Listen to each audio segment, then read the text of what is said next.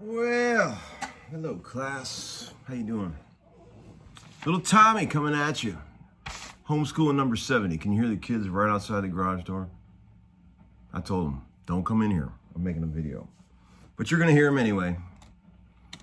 So, hope all is well out there. Hope everybody's good. Even the 11 people that watch every one of my videos and give me a thumbs down. Hope even you guys are good.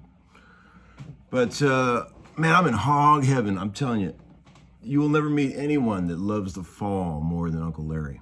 I mean, I feel like I've been in a coma for the last 3 months, suffering with this summer depression. But I'm coming alive now because this weather is amazing. It's beautiful in Nashville in the fall. And I'm super excited about it. But yeah, all is well. It's been a while. I know I got a few things in the viewer comment bin for you. Someone said, "Hey Tom, this is the longest stretch with no class. I'm jonesing." Well, I'll tell you why. Last week was insanely busy with sessions. I was running around from studio to studio like, remember that old Second City TV skit with where they had Michael McDonald, like a parody of Michael McDonald running from one session to another? Pretty obscure reference there, but if anybody remembers it, that's kind of what I was doing last week. Wow. But nothing going on today, so I had time to catch up with you guys and check in a little bit. Let's see, I got a bunch of stuff here. Somebody said, "Hey Tom, for months I couldn't figure out who you remind me of. Pre-haircut, parentheses. Yesterday I watched the classic movie Dirty Mary, Crazy Larry. It's Vic Morrow who played Captain Franklin. I've never seen that movie, but I did Google images of him, and it does kind of look like me. Anybody agree with that? I wanted to tell you guys a few things. Tomorrow night, I think about 8 o'clock, Tuesday night, 8 o'clock Central, I'm going to do a little co-host thing with Michael Palmisano. He asked me if I wanted to do a prog rock night where we're like DJs spinning some classic prog rock. So if you're a prog fan like little Tommy is, you should check in, watch that one, because I'm going to be laying out some old Genesis for you, some old Yes. So yeah, that'll be fun. And Michael's a good guy. I'm glad, glad I get to catch up with him. He's cool. I'll say, another guy said, "Hey Tom," this is a good one here. This is a pretty meaningful question. A guy said, "Hey Tom, you talk a lot about the relationship between musicians and producers, but can you talk about the relationship between musicians and engineers, recording engineers?" Whoa, yeah. Well, that's an important one, because I always say the engineer is the most important guy on any session. First thing I do when I walk through the door of a studio on a session, who's engineering? It's very important to me, because I feel like a good engineer makes my job so easy, and conversely, a bad engineer makes my life a living hell. I always joke around, and say, like, if Jesus came back to life and put a band together and went in and did a session, if he had a bad engineer, the engineer could ruin that session. There's no man on earth that could overcome a bad engineer. When you got terrible drum sounds, and you got poor drummer in there working his ass off, playing super hard, and you walk in the control room and it sounds like it's coming through a little AM radio. It's like, those are bad days, kids. And when you got real tiny drum sounds like that, the more guitars you put on top of that, the worse everything sounds. Oh my God. It amazes me how smoothly it goes when you have a guy who knows what he's doing, and how badly it goes when you got somebody that has no idea how to get the headphones sounding right for the players. Oh, those are long, long days, man. I get a little irritable on those days. I mean, I've been doing this for too long to be messing around with those kind of guys, but fortunately, you don't get that a lot in Nashville, but it happens once in a while. Most of the guys around here are really good, thank God. But yeah, it's very important, because an engineer has so much control, I mean, he is basically in charge of our headphone mix, which is the lifeline that all musicians use to play together. You know, if your headphones don't sound good, you can't play anything.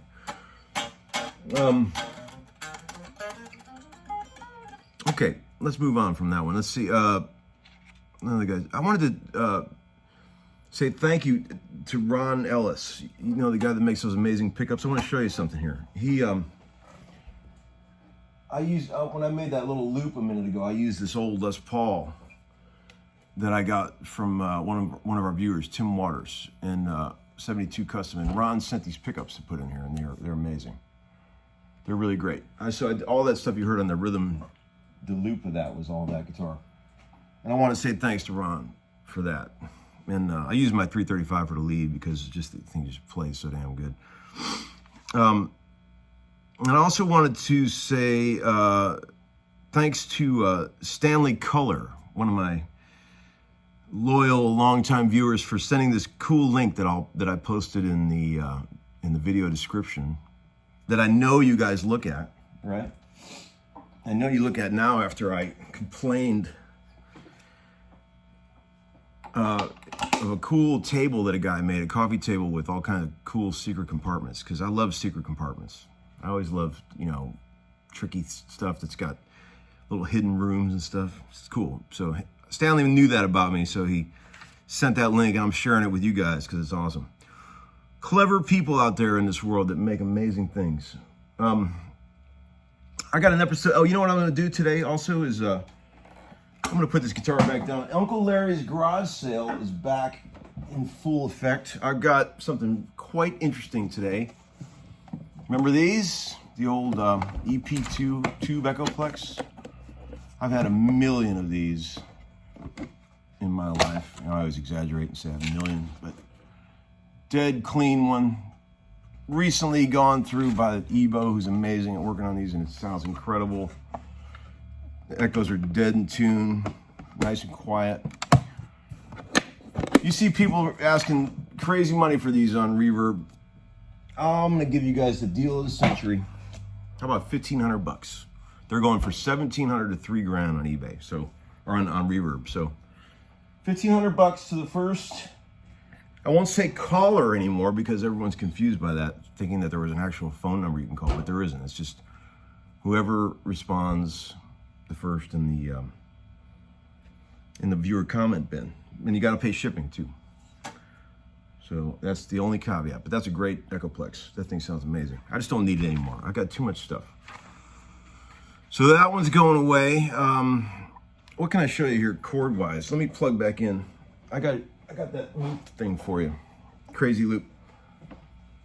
I had to do an edit at the beginning of this video because I tried to start talking, and then the Pro Reverb that I used for the loop started making all kind of noise, like a bad preamp tube, so I shut it off, went into a different amp. So here's my Tweed Deluxe. So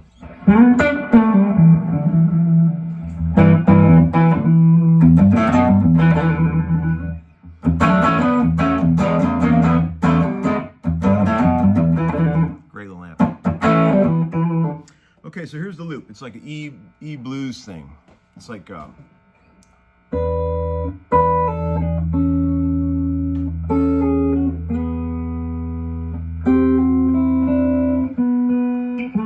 here it is. I was just kidding. It's like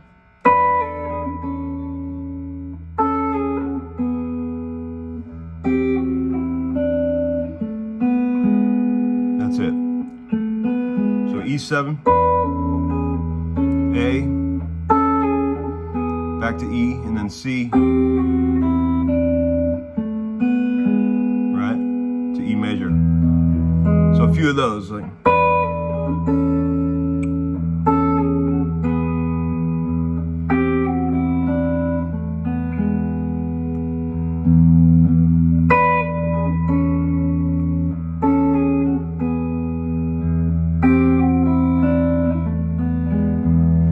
I went to E flat major, E flat minor.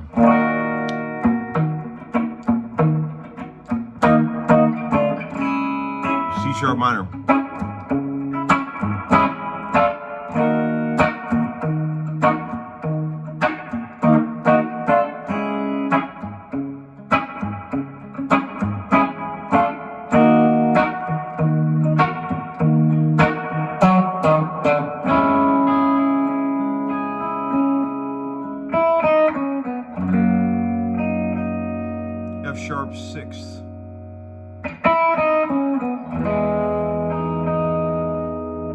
7.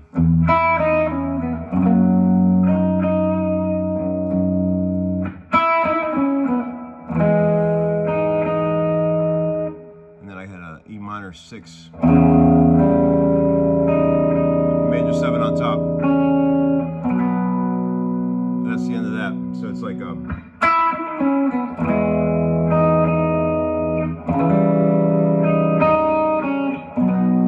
back to B.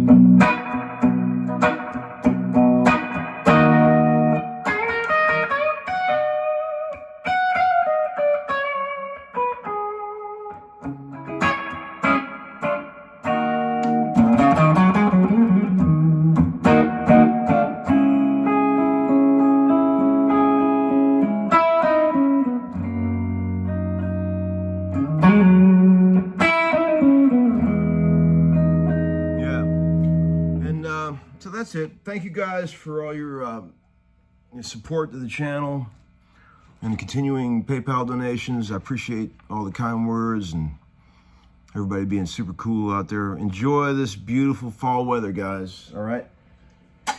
And Uncle Larry will talk to you soon. All right. Bye-bye.